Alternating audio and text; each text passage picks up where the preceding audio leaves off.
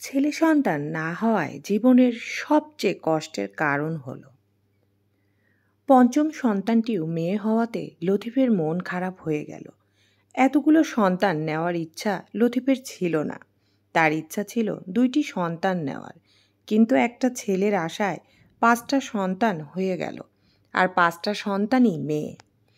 পঞ্চম মেয়েকে কোলে নিয়ে রোকেয়া যেদিন হাসপাতাল থেকে বাড়ি ফিরল, সেদিন লতিফের মা বাবা লতিফকে ডেকে বললেন, তুই আরেকটা বিয়ে কর।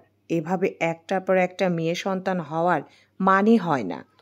ছেলে সন্তান দরকার, নইলে বংশবৃদ্ধি হবে কি করে? বংশ তো নির্বংশ হয়ে যাবে।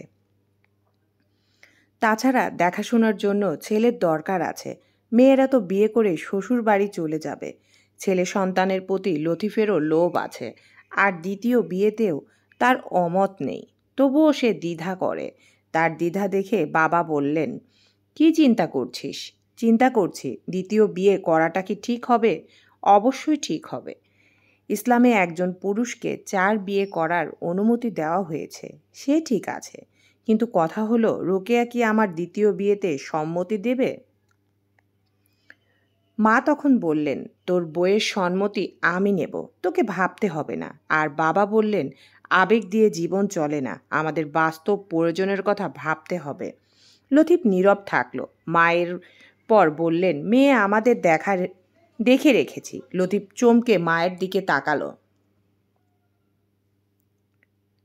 মা তারপর বললেন, আমি আর তোমার বাবা সব বন্দোবস্ত করে রেখেছি। বিয়ের সময় তোর বউ এবং মেয়েরা এখানে থাকলে তোর খারাপ লাগতে পারে। সেজন্য তোর বউকে বলবো মেয়েদের নিয়ে বাবার বাড়ি চলে যেতে। বিয়ে হয়ে যাওয়ার পর ওদের নিয়ে আসিস, তাহলেই হবে। লতিফ কিছু না বলে দীর্ঘশ্বাস ফেলল। সে রাতে লতিফের মা ধর্ম এবং ছেলে সন্তানের প্রয়োজনের কথা বলে রোকেয়ার কাছ থেকে লতিফের দ্বিতীয় বিয়ের সম্মতি আদায় করলেন এবং বললেন, তুমি মেয়েদের নিয়ে সপ্তাহখানেকের পর বাবার বাড়ি চলে যাও। বিয়েটা হয়ে গেলে তোমাদের নিয়ে আসা হবে। বাবার বাড়ি যাওয়ার আগ পর্যন্ত লতিফের সাথে রোকেয়ার বিয়ে নিয়ে কোনো কথাই হয়নি। শুধু যেদিন রোকেয়া বাবার বাড়ি চলে যাবে তার আগের দিন রাতে লতিফ নিচু গলায় রোকেয়াকে বলল, তুমি বিয়েতে অনুমতি দিয়েছ? রোকেয়া বলল, দিয়েছি।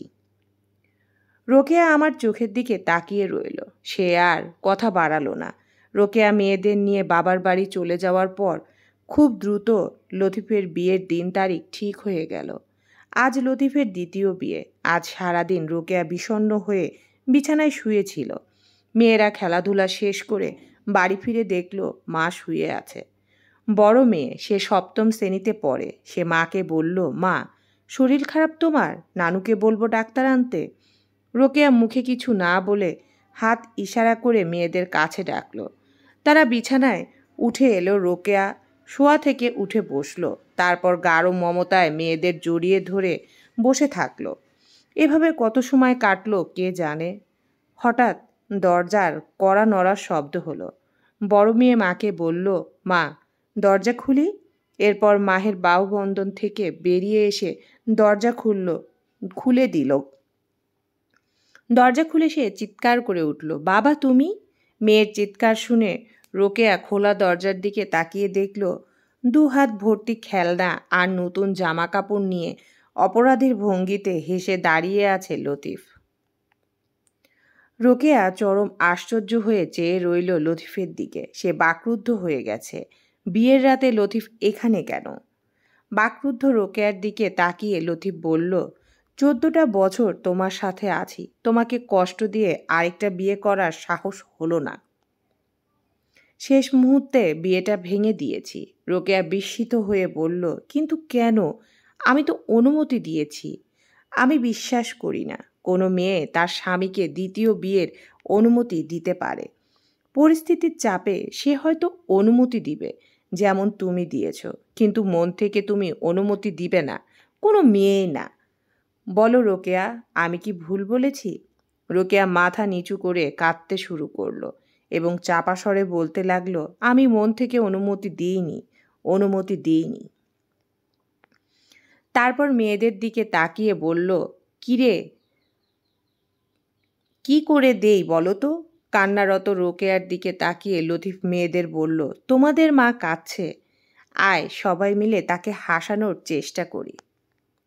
মেজ মেয়ে যে ষষ্ঠ শ্রেণীতে পড়ে সে তখন বলল, বাবা তুমি তো দারুণ গান জানো, মাকে খুব সুন্দর একটা গান শোনাও, দেখবে মা হেসে দিবে। লতিফ এক মুহূর্ত দেরি করলো না, গাইতে শুরু করলো। শুধু গান না, সাথে কোমর দুলিয়ে নাচতেও শুরু করলো। বাবাকে নাচতে দেখে মেয়েরাও খিলখিল করে হেসে উঠল আর বাবার সাথে হৈ হৈ করে নাচতে আরম্ভ করলো। পাগল লোকটার কাণ্ড দেখে রোকেয়া নিজেকে আর ধরে রাখতে পারল না। চোখের পানি মুছে সে লাজুক হেসে দিল। মেয়েদের আর তাদের মাকে হাসতে দেখে লতিফের এত ভালো লাগলো যে তার কেন জানি কাঁদতে ইচ্ছা করলো। কিন্তু এখন সে কেঁদে তাদের মন খারাপ করে দিতে চায় না। ওরা হাসুক, পান খুলে হাসুক, সে চিরকাল ওদের হাসি মুখ দেখতে চায়।